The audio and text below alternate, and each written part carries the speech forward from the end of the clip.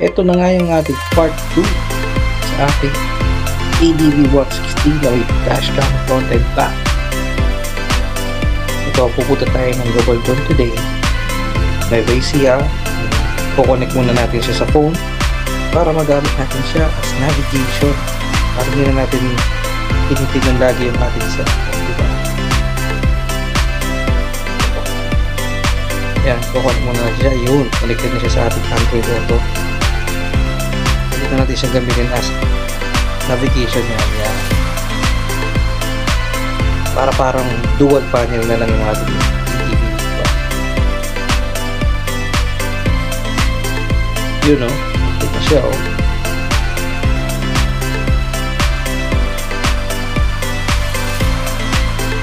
Tignan muna natin yung papuntang may Vaisia sa Milgapan, and then diretso na ng Gabaldon.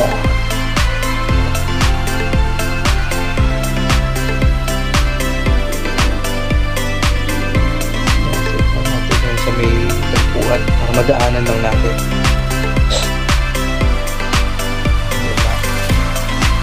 Yun, nakunik na siya. Kaya yan, tara na.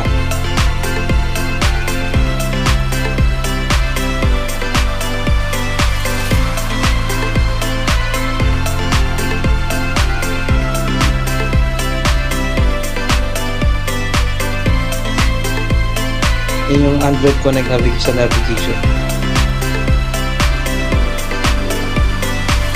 Pupunta muna tayo ng Gapan.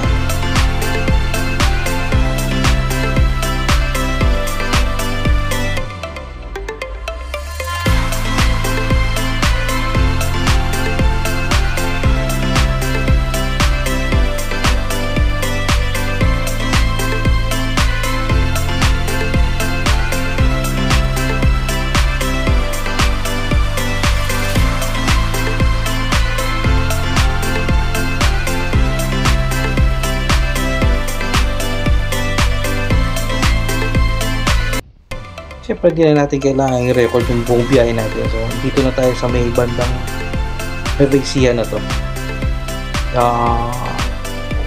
Papunta na to ng Gapan. Vaisia.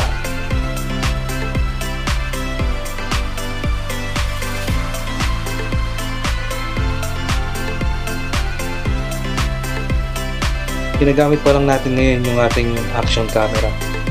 Tapos yan, papakita natin yung ating dashcam. Dito na tayo sa Milgapan City.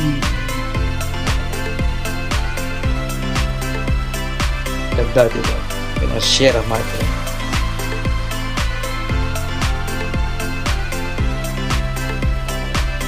Ito ang Nueva Ecija capital sa may Palayan City.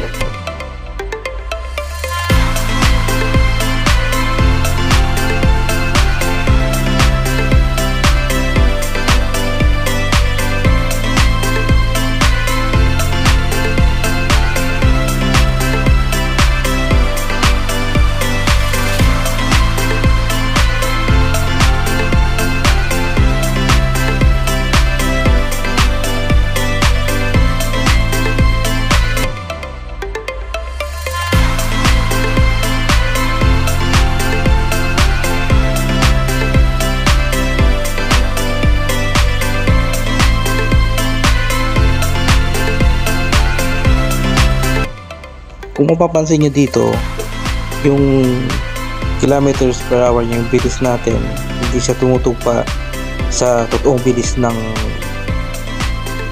motor natin kasi parang dumidepende yung sensor niya sa bilis na nakikita ng camera, hindi mismo dun sa motor.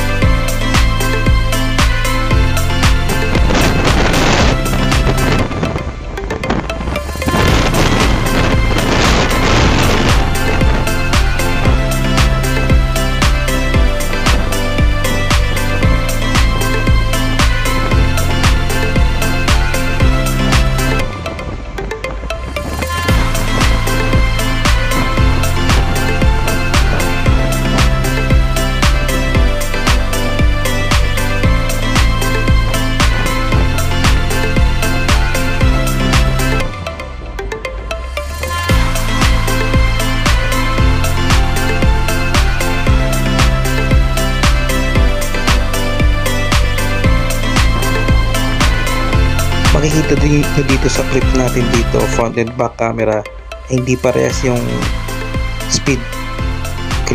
Actually magkaiba sila ng time na nilagay ko dito as clip, pero hindi pa rin sila sumusunod dun sa bilis ng motor talaga natin, kasi dumidepende yung bilis niya dun sa nakikita ng camera mismo, hindi siya mismo dun sa motor natin.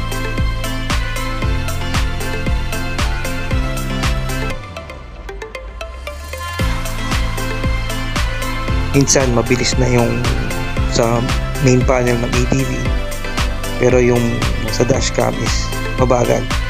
Say for example, nasa 70 km/h na tayo, pero yung nakikita ng dashcam is nasa 65 parang ganon.